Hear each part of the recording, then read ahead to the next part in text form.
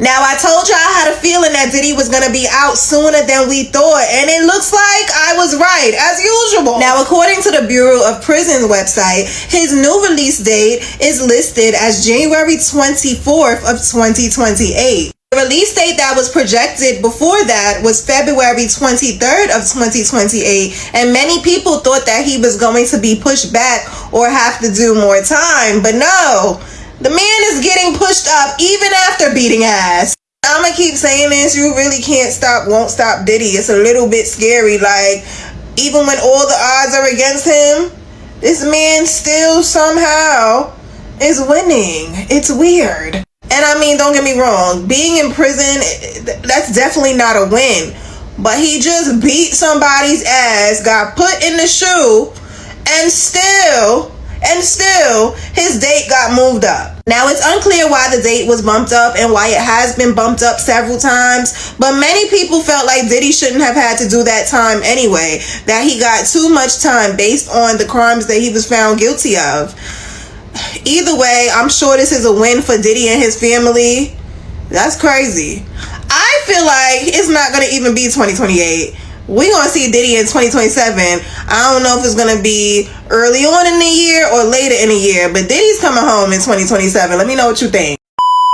Has it been a month? Now, I told you I would not talk about this maggot-ass lame for at least a month. The baby oil connoisseur and lifetime pervert Sean Diddy Combs has now been accused of a new essay and a new lawsuit. But when you read the lawsuit, it's creepy Diddy shit, all right. Let me just sum it up for you. Child actor, presented an amazing opportunity, back room, something to drink. Next thing you know, Diddy's got his wiener in his mouth. Not surprising and entirely believable, and all of this coming at the same time that Diddy's lawyers got the lawsuit filed by former Danity Kane member completely dismissed. Former member Don Richard had filed a claim that stated Diddy kept her locked in cars, abused her, groped her, traded her to other men, all while packaging and producing Danity Kane, a forgettable female supergroup product that came and went in the early 2000s. That makes you wonder, how much money does Diddy have for attorneys? Initially convincing the world that he was worth billions. Actually, it was closer to $1 billion, now down to 300 or 400 million, because you know what? Nobody likes you anymore, dude. Get the change for our boy Diddy here, going from buying whatever he wants to being limited 180 a week in prison. Also no longer being able to convince the world that his hair is black and his facial hair is also black. Cause here's Diddy, right in the middle of the promised land. Naturally, an ultra wealthy and famous scumbag that's in a New York prison is probably not safe, right? Actually, if you start looking at the prison photos, I think Diddy's doing Diddy. Here, ever seen a girl in a men's prison? Here's one right here, latched on to Diddy. For big surprise, that ain't a girl. It's got a full set of D&Bs right there. Evening wreck, anyone? Well, clearly Diddy said yes, because he had to meet his new plaything out on the yard. People who know Diddy say there's only one thing that makes him smile like this. As the lawsuits keep rolling in, the truth of who Diddy actually is starts to seep out to the world. All the stuff this dude is tied to, weird. Yeah, real weird. Jamie Foxx, suffering from a mystery illness for years, allegedly telling other Hollywood associates that Diddy poisoned him and that could have been what caused his illness. Allegedly, Jamie Foxx was so convinced he contacted the FBI. Thing we know for a fact, and we've got this picture evidence. Really, there's nothing on the face of the earth that makes this pervert happier than having a man inside him. Just like Diddy wrote his own happy ending.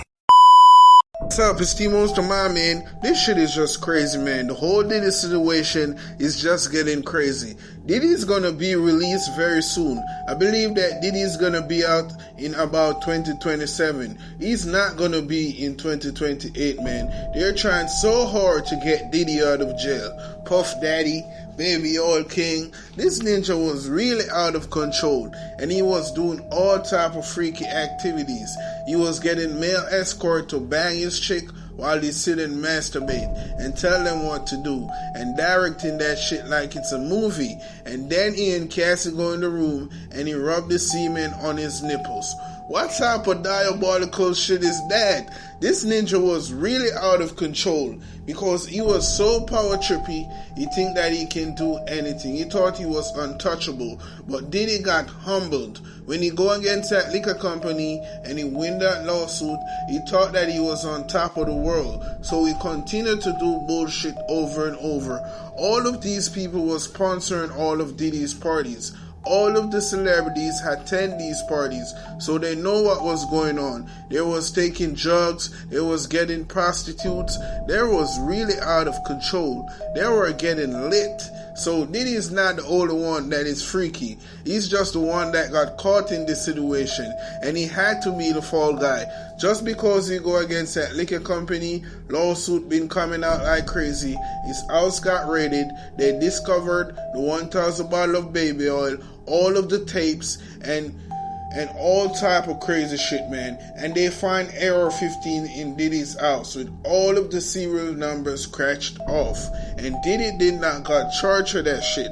So Diddy just got a little punishment. He got a slap on the wrist. He pissed off the wrong set of people. When you're rich and you're a black guy, you can't play with the white power structure, man.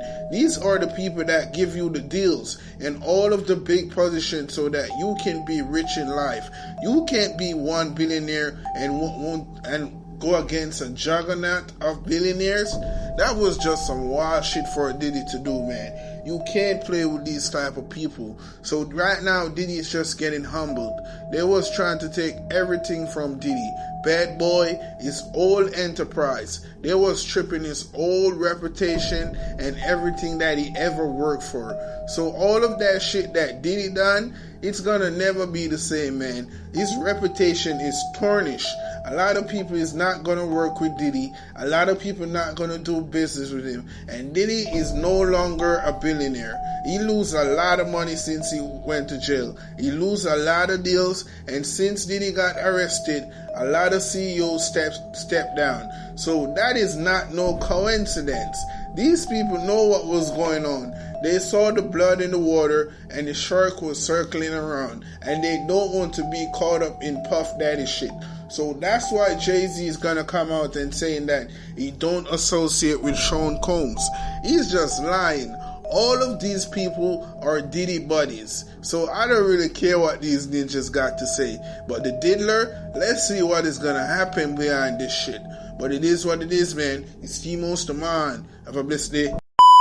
I just finished watching the Diddy documentary. Here are my immediate reflections. If you're more concerned with hating him than stopping this from happening again, keep scrolling. 1. Accountability is strongest in community. Ultimately, the court system didn't hold Diddy accountable. The court system cannot do it. To look at everything that happened that led to such gross harm, even the systems is so much bigger than one person. And courts can't do that. Transformation requires self-accountability. No one's gonna be self-accountable if that means going to jail. And that's why the realest nigga in the whole shit was Kirk Burrow, the co-founder of Bad Boy. And by that I mean the most accountable interview, because he said the first time he helped Diddy do some shady shit, he said, that's when I bought into the cult. Cults are not made up of one person. They cannot function without the consent and complicity of all the people around them. And there's so many reasons why we consent and why we're complicit. Usually it's because we get some kind of benefit, even if it's just the benefit of not having to be uncomfortable to say some real shit. And eventually, when Kirk wouldn't mess with Biggie's paperwork after he died, Diddy fired him because we're weaker as individuals. Had his people come together and held like a, what are they called? Intervention. Like, we each are not going to participate in your life the way you need us to unless you change. Then they would have had a fighting chance of getting, of him even being able to truly see there's a problem and not just that this person has a problem and that he has to do something different. And I think there's something we all can learn from that. Someone called me this morning talking about some drama. I was like, yo, did you say something to the person who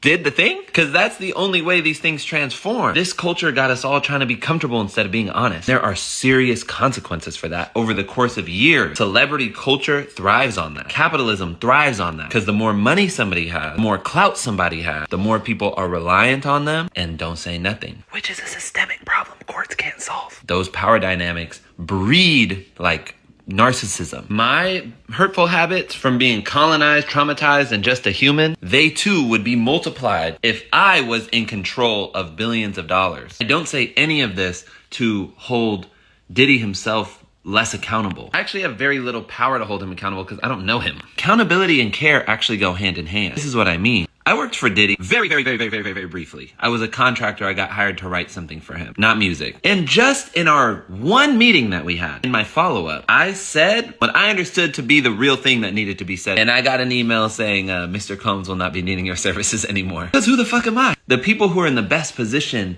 to hold him accountable are the people who care about him, who are close to him. I always trip out when I see these documentaries and you got all these people talking about, you know, whoever the monster is. Like, what were you doing, bro? You was right there. Not that I'm saying they're equally responsible, but we are collectively responsible. Courts can't transform people, communities, systems. Only we can do that.